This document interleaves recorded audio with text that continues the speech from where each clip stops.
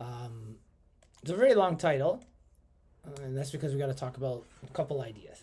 One is the algorithm. It's called completing the square, and it's the process you use to take the standard form of a quadratic to the vertex form of a quadratic. So we're currently in the standard form, and the general equation for the standard form kind of looks like this. Yeah, ax squared plus bx Perfect. plus c. Exactly. Now, completing the square is a process of taking that into the vertex form. In the vertex form, let me close that door. It looks like this. Okay. X minus. The colors, I only have so many, so they don't mean anything, the colors. I just want to show you the difference here. They're not connected. It's not like green goes to green here because the letters are different, okay? So what we need to do is we need to take this form, or this standard form, and put it into this vertex form. And the reason for that is for graphing, vertex form gives us some information that's really helpful. It tells us what the vertex of a parabola is. Technically, the standard form tells us the y-intercept, and that's what the c value is. So right off the bat, I could tell you that this parabola, and our a value tells you which direction it opens. It opens downwards. And it has a y-intercept of 7. So maybe it does something like this. Could go the other way, but there's a little bit of information just looking at the standard form, okay? But we need more. We need to find out what that vertex is, that local maximum here. So I'm going to take this equation, and the process starts by, sometimes they call it partial factoring, is where you factor actually just the first two terms, and you factor by the a value. So the a value happens to be -2. So kind of similar to common factoring, okay? You take out the -2, and you're left with x squared plus, because a negative divided by a negative is a positive, 4x plus 7, okay? So you divide it by Whatever the a value is. okay. Yeah. So even if it's a fraction, you divide by a fraction, which is actually like multiplying. Essentially, you're going to take that a value out. It's because you're trying to create a coefficient of 1 in front of the x squared. And the whole goal here is to turn this into a trinomial. It's currently a binomial. I'm highlighting it. It wasn't a very big highlighter. We need to get a third term in here. So what we've done is we've just created a new style of b. Okay, this was the original b in the question, -8. Now ours happens to be +4. You're going to take this new b, I'm going to call it b subscript 1, and you divide it by 2, and then you square it. And that's going to be a constant we're going to use. So our new b is 4. So we have 4 over 2 squared is 2 squared. Ends up being 4 when you work this thing all out, okay? So what we do with that is we actually add and subtract that value, that new 4, inside the bracket. And the reason you can add it and subtract it is because when you put it together, it's like adding 0. And adding 0 changes nothing. Okay? So you'll wait. So this is the b, right? Yep, this So is a new then- b.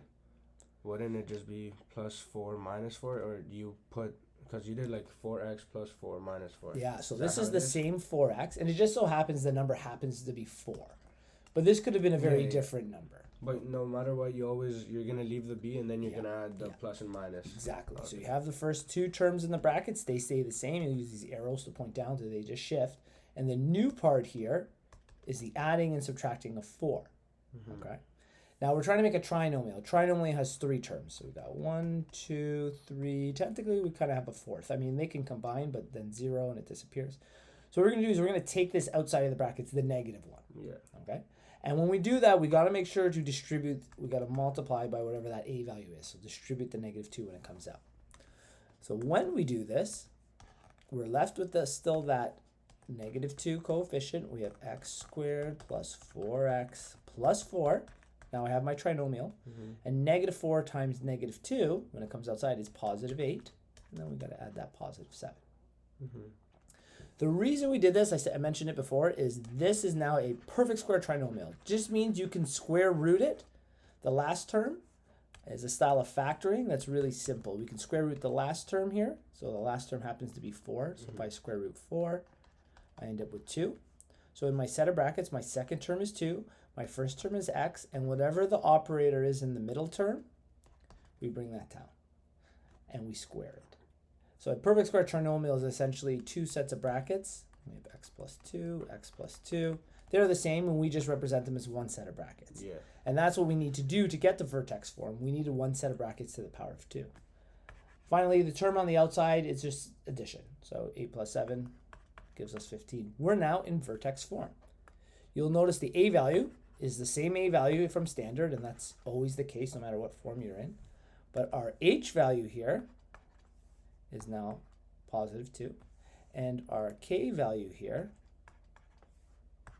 is 15. So if we were to draw another sketch of this, we do have some information. Remember we had that point. We knew that we had a y-intercept at about 7. Okay. Our x value of the vertex, so if you're going to find the vertex, H and K. yes, exactly. So I'll call it the y value of the vertex is the same as your h and your k. Now you got to remember this is you got to find the opposite h here. So if this is positive 2, it's actually going to look like a negative here, and that's just because of the nature of the vertex equation. Technically has a negative here. But what if it was a negative 2? Then would you make it a normal 2? Yes, you make a positive 2. That's right. And then the k value is still the k value, so 15. So we have a vertex at negative 2. Okay, so we know this is also known as the axis of symmetry, and it's up around 15. So this is negative 2 and 15. This is great. We now have a bit of information.